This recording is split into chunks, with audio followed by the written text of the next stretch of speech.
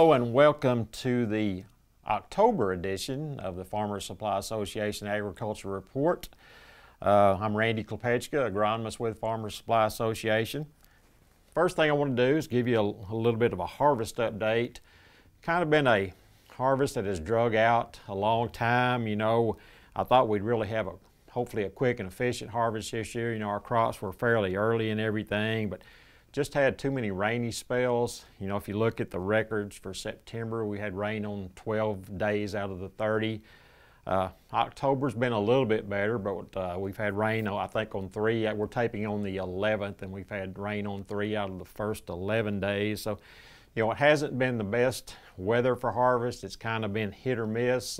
You know, it's been sporadic. We're making progress. There's still a decent amount of rice in the field. A lot of people are cutting beans now, but still a lot of beans in the field. So it's just been one of those harvests that's really drug out. You know, we're making progress, but still a ways to go. And I'm sure, you know, probably quite a bit of things still harvested maybe in November. Hopefully we can get a good run of weather here and get this thing knocked out. But just a slower, more erratic harvest than you would like.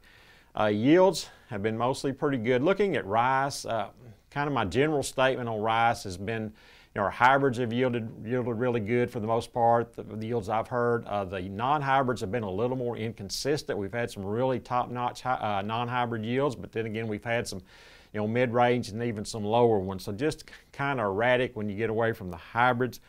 Looking at soybeans, most of the yields I've heard so far have been good. We thought we had a good bean crop in the field. You know, we've had some other issues though. We talked about that rain. We've had some quality issues on some of these earlier beans. We're having demand issues, you know, low demand for soybeans, and this has really triggered some discounts at the elevator that we don't like, you know, that we're having to take, our farmers are having to take. So, you know, because of those quality issues and demand issues, they're looking at things a little bit tighter on soybeans right now. So, you know, with the price being low already, down around $8, it's not the best economic times for soybeans, and rice is really, prices are low also, but at least we're having a pretty good crop for the most part. It's getting into that time of the year. You know, I don't really have anything in the field to talk about. You know, we've talked about harvest, but as far as recommendations, not really anything. So what I like to do, you know, generally between now and next spring is just talk about some of the things that we've dealt with, you know, in the past year, in this case 2018, and some ways maybe we can look to 2019 and remember some of these things that have happened in 2018 and kind of use them to our benefit as we plan. One of the big things we've dealt with, or people have talked about in 2018, was rice weed control. You know, it's probably one of the grassiest or weediest crops we've had in a while. A lot of people have said that. It's not just really in our area. It's really been kind of a statewide issue that you know, people have been talking about around the state. You know, it's not just every field being just totally grown up. I mean, there are definitely some really grown up fields around this year, and a lot of them lodged early because they were so grown up, but you know, a lot of it is more cosmetic. You know, maybe causing just a little bit of yield loss, but not anything just terrible that's kind of look bad from the road, you might say. And then, you know, obviously there's always clean fields as well. So it's not just devastating, but most people have noticed that it was a grassier crop than normal. So I want to talk a little bit about some of the factors that have caused that this year, and maybe some things we can do in the future. Anytime you make a general statement in agriculture about, you know, things being maybe bad or not as good as they ought to be on a general widespread basis like this, we're talking about really statewide pretty much, you can almost bet that weather is involved in it to some extent, and I think certainly that's the case with this grassier crop. Two things. One is a dry period, and one was a hotter than normal period early in the season. If you look at rainfall totals from Newport, from about the 27th of April, I think, to about the 19th of May, we had a few showers in that period, but none of them were more than ½ an inch. That's the time of the year we're wanting to get those pre-emergence herbicides activated. They're such a big key to weed control in all of our crops nowadays. And but we've got to get those pre-emergence herbicides into the soil. They got to get activated by either rainfall or flush. And if we have a dry period like that, then a lot of times they don't get activated. And we have, you know, weeds coming up through these pre-emerge herbicides, and they can get away from us pretty quickly. To that end, most of our post-emergence grass herbicides don't work quite as well when it's, we're having above normal, warmer to hot temperatures. And lo and behold, the month of May was the third warmest since where the records have been taken in Arkansas. So we had those abnormally warm temperatures. So we had, the escapes coming through these residual herbicides. We had warmer than normal temperatures, so maybe our post-emergence herbicides didn't work quite as well as they ought to. So kind of a double whammy with weather there. Another factor, making timely applications. There's a lot of things go into that.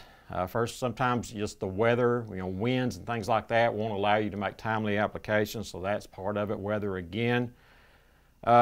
Sometimes, nowadays a lot of our guys are planting their soybeans quite a bit earlier, so we've got soybeans next to rice. Some of the common herbicides we use in rice for grass control nowadays are some of the ALS herbicides, including obviously Newport, one of those, but Newport's not one we're really concerned about around beans, but with regiment and also with grasp, those are a couple of ALS herbicides that will damage soybeans severely. So if we've got rice next to soybeans, sometimes it's difficult to get those applications out because you're worried about damaging the soybeans.